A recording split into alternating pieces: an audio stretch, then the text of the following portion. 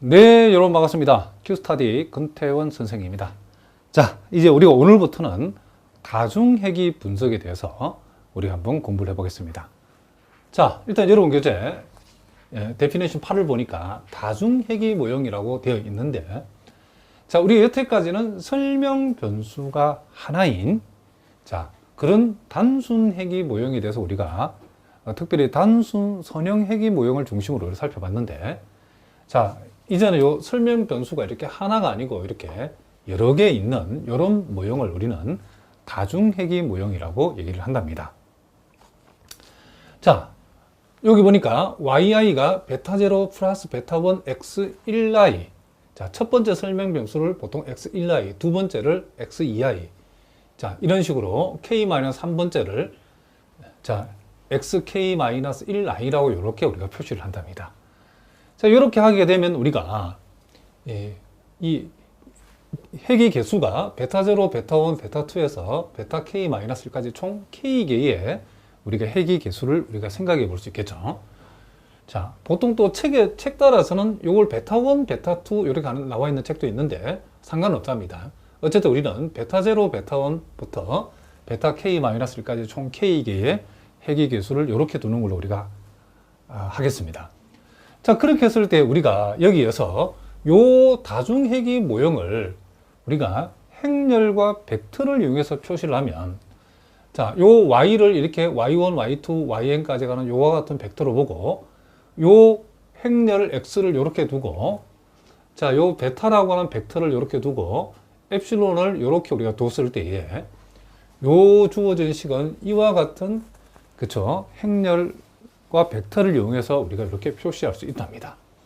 즉, 요 놈에다가 요 놈을 곱해서 요걸 더해서 전개를 해버리면 y1, 즉 i 대신에 1을 대입한 것은, 그렇죠, 쭉 이렇게 표시되고, i 대신에 1을 대입한 것을 쭉 생각해보고, 마지막으로 i 대신에 n을 대입한 걸 쭉 생각했을 때에 그것을 우리는 요와 같은 행렬을 이용한 형태로 우리가 표시할 수 있다는 거, 이미 우리가 앞에서 공부를 다 했답니다. 자, 그럼 우리가 다중회귀 모형에 대한 가정도 우리가 요 1번, 2번, 3번은 우리가 단순 회귀 모형에 봤던 가정하고 동일하다는 것을 알 수가 있죠. 여기 보니까 오차항 내지는 교란항이라고 불리우는 요 엡실론 i의 평균은 0이다. 그래서 요 엡실론 벡터의 기대치는 0이라고 우리가 둘 수 있고, 그리고 교란항은 모든 xi에 대해서 동분산을 가진다. 이 사실로부터 우리는 엡실론의 분산 공분산 행렬인 베리언스 엡실론을 우리는 엡실론과 엡실론의 전치의 곱의 기대치로 이해하고, 결국 이것은 시그마 제곱 i, 요 i는 단위 행렬을 나타내죠. 이렇게 우리가 표시할 수 있다는 걸 앞에서 확인했죠. 그리고 결국 교란항 엡실론은 평균이 0이고, 자, 분산 공분산 행렬이 시그마 제곱 i이기 때문에 정규 분포 0, 시그마 제곱 i를 따른다라고 우리가 표시할 수 있다는 거죠. 다만 이제 우리 여기에서 이제 요 다중회귀 모형에서 새로 추가되는 내용이 바로 이제 설명 변수가 여태까지는 우리가 하나였죠. 그렇죠? 단순 회귀 모형에서는. 근데 이제 설명 변수가 여러 개 있는 요와 다중회귀 모형에서는 또 뭐가 존재하냐면, 이 설명 변수 요 x 사이에, 자, 여기에 다중공선성이 존재하지 않는다라고 이렇게 우리가 얘기했다는 거죠. 자, 이 말은 무슨 얘기냐면, 우리가 설명 변수 중에서 어느 것도 모형 내에 남아있는 다른 설명 변수들이 정확한 선형 조합으로 나타낼 수 없다. 그런데 이게 무슨 말이냐면, 예를 들면 요 x1i라고 하는 것을 다른 설명 변수인 x2i에서 요 xk-1i까지 이런 나머지 다른 x 값들로 요 x를 우리가 나머지 x 값들의 선형 형태로, 그렇죠, 선형 함수로 표시할 수 없다, 그런 뜻이랍니다. 이 뜻이. 자, 무슨 말이죠? 알겠죠? 그러니까 요 x 값들은 서로 간에 뭐다? 일종의 독립성을 유지하고 있다, 이런 뜻이랍니다. 무슨 말인지 아시겠죠? 그랬을 때 우리가 요 행렬 x 입장에서는 랭크, 이 위수라고 그러죠. 위수가 바로 행렬 x의 위수가 k다. 우리가 행렬 x의 위수가 k다는 것도 우리가 선행대소학에서 요 열벡터들이, 그치? 이 열벡터 간에 서로 1차 독립이라는 거죠. 그죠? 그러니까 요 지금 열의, 그쵸? 요 벡터의 요렇게 열벡터의 총 개수가 k개죠. 이 k개의 열벡터가 서로 독립일 때는 우리가 선행대소학에서는 행렬 x의 랭크 위수가 우리는 보통 k다라고 이렇게 얘기한다겠죠. 자, 어쨌든 이 설명 변수 중에 어느 것도 모형 내에 남아있는 다른 설명 변수, 그러니까 하나의 x라고 하는 변수는 다른 x 변수들의 선형 형태로 나타낼 수 없다. 그런 전제가 요 다중회귀 모형에 전제되어 있다. 그것을 우리가 전문용어로 설명 변수 x 사이에는 다중 공선성이 존재하지 않는다라고 얘기한다는 거죠. 자, 선생님이 간단하게 제가 예를 한번 들어보겠습니다. 자, 우리가 y를 우리가 소비 지출이라고 한번 보겠습니다. 자, y를 자, 소비 지출이라고 보고, 그리고 x1을 소득이라고 우리가 두고, 그리고 x2라고 하는 것을 자, 이 소비자의 재산 내지는 부라고 이렇게 한번 둬보겠습니다. 자, 요걸 가지고 우리가 다중회귀 모형을 생각해 보면 yi는 자, 베타0에다가 베타1 x1i, 자, 베타2 x2i, 그리고 자, 엡실론 자, i, 요렇게 우리가 표현할 수 있는데, 우리가 이제 경제 이론적인 측면에서 봤을 때는 요 소비 지출에 대해서 이 소득하고, 요 소득이죠. 소득하고 소비자의 부와 소득은 각각이 독립적으로 요 소비 지출에 영향을 미친다고 우리가 경제 이론적으로 어느 정도 영향을 미치고, 독립적인 영향을 미치고 있다라고 보고 있답니다. 자, 무슨 말이죠? 그런데 만약에 이런 극단적인 우리가 경제 이론적하고는 조금 거리가 있지만은 극단적인 우리가 가정을 한번 해보자는 거죠. 만약 이 자, 소득은 x1이죠. 소득과 부, x2죠. 소득과 부 사이에 선형관계가, 우리가 선행대수적 관점에 봤을 때에 독립이다라고 하면 선형관계가 그쵸, 형성되어 있지 않다고 보시면 되고, 독립이 아니면 선형관계가 형성되어 있다. 두 변수 간에. 그렇게 여러분 이해하셔도 된답니다. 그래서 소득과 부 사이에 선형관계가 존재한다 그러면 어떤 일이 벌어지냐면, 자,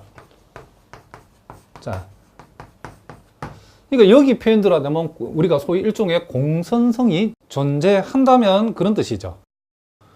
그렇게 만약 극단적인 우리가 가정을 해봤더니 이게 이제 어떤 일이 벌어지냐면, 요렇게 되면 우리가 이 x2i라고 하는 것을 적당히, 그렇죠, x1i로 요렇게 x2i라고 하는 것을 x1i의 선형 형태로, 그렇죠, 이런 형태로 우리가 표현이 된다는 거죠. 그렇죠? 근데 만약에 우리가 x2i가 2 곱하기 x1i 형태로 이렇게 표현이 된다라고 얘기해버리면 어떤 일이 벌어지냐면, 여기에서 이 yi라고 하는 것은 베타0, 베타1, x1i에다가 자, 베타2에다가 x2i 자리에 2 곱하기 x1i가 들어갈 수 있죠. 자, 이렇게 되어버리면, 자, 요건 베타0에다가 베타1 플러스 2 곱하기 베타2에다가 결국 x1i 플러스 엡실론 i가 되어버리죠. 그죠? 그럼 요건 결국은 요것은 이 회귀 계수는 두 개가 아니고 하나라고 볼 수 있죠. 그죠? 요걸 하나의 회귀 계수로 봐버리면 결국 설명 변수가 두 개가 아니고 설명 변수가 하나인, 즉 3변수가 아니고 이게 3변수에서 공선성이 존재하지 않는다로 가정해버리, 그쵸? 공선성이 존재하지 않는다는 가정을 빼버리니까, 공선성이 만약에 존재한다는 가정으로, 그쵸? 바꾸어버리니까 3변수에서 이게 2변수로 바뀌어버리죠. 그쵸? 자, 무슨 말이겠죠? 그러니까, 자, 요렇게 우리가 되어서 결국 우리가 어떻게 얘기할 수 있냐면, 이 부와 이 부하고 소득, 그쵸? 부와, 그쵸? 소득이, 그치?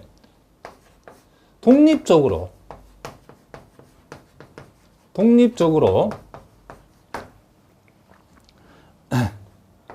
자, Y에, 그쵸? 미치는 영향을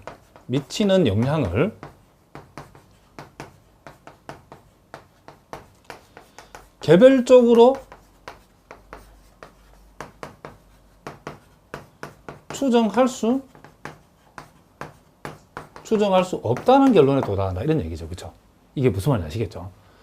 그러니까, 이 공선성이 존재하게 되면, 요 소득, 요 소비자의 부가 독립적으로 이 소비 지출에 영향을 미치는, 그쵸?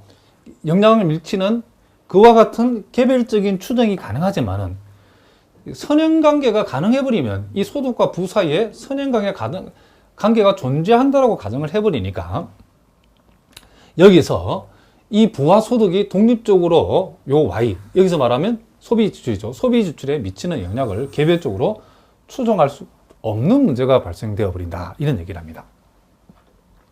자, 무슨 말이겠죠? 그래서 우리가 다중회귀 모형에서는 요 설명 변수 X 사이에는 이 다중공선성이 존재하지 않는다라고 하는 전제가 이게 붙어 있다는 것을 여러분들 잊어버리면 안 된답니다. 다중공선성이 존재하게 되어 버리면 각각의 이 설명 변수들이 독립적으로 종속 변수 Y에 대한 그쵸 독립적으로 미치는 영향의 개별적인 추정이 불가능해진다. 이런 얘기를 합니다. 무슨 말이겠죠? 자, 그래서 이제 여기까지는 우리가 단순 회귀 모형에서에 대한 가정이고 똑같고 다중회귀 모형에서는 요 네 번째 가정이 더 추가됐다라고 여러분이 생각하시면 된다. 이런 얘기를 합니다. 자, 무슨 말인지 알겠죠? 결국 우리가 정보 입장에서 봤을 때는 결국 이 소득과 부 사이에 만약에 선행관계가 존재해버린다라고 하면 무슨 말이겠죠? 선행해버리면 결국 이 설명변수 여기서 요 X 이 설명변수 요 X1i하고 설명변수 X2i가 결국 요 두 놈이 같은 정보를 가지는 셈이 되어버린다라고 이해하시면 된답니다. 무슨 말이겠죠? 자, 이제 우리가 세어럼 39의 다중회귀 모형의 최소 자성 추정량에 대해서 우리가 한번 생각해 보겠습니다. 자, 우리가 단순 회귀 모형에서는 일반적인 대수적 방법으로도 우리가 회귀 개수를 추정해 봤고 할 수 있었지만은 다중회귀 모형에서 여러분 보통 가지고 계신 계량경작 책에 소개되어 있는 대수적 방법으로 요 최소 자성 추정량을 우리가 구한다는 것은 그렇죠. 굉장히 복잡한 과정이기 때문에 이 다중회귀 모형부터는 우리가 행렬로 접근하자라고 얘기했고, 자, 요 내용들은 이미 우리가 앞에서 3시간에 걸쳐서 선생님이 설명을 다 했답니다. 제일 먼저 나오는 이 베타 해시라고 하는 것은 그렇죠. 회귀 개수를 나타내는 벡터죠. 요 베타 해시라고 하는 것은 XTX 인버스에다가 XTY를 우리가 곱해주면 된다라고 얘기를 했죠. 자, 요것은 우리가 세어럼 31에서 했죠. 세어럼 31. 자, 요 내용은 세어럼 31에서 우리가 다 다뤘던 내용이고, 그리고 요 베타 해서의 기대치는 베타가 되어져서 요 베타 해시라고 하는 것은 불편 추정량이라는 사실도 거기서 확인했죠. 그리고 결국 이 베타 해는 우리가 분류가 되어진다라고도 우리가 증명을 했죠. 요것은 예제 4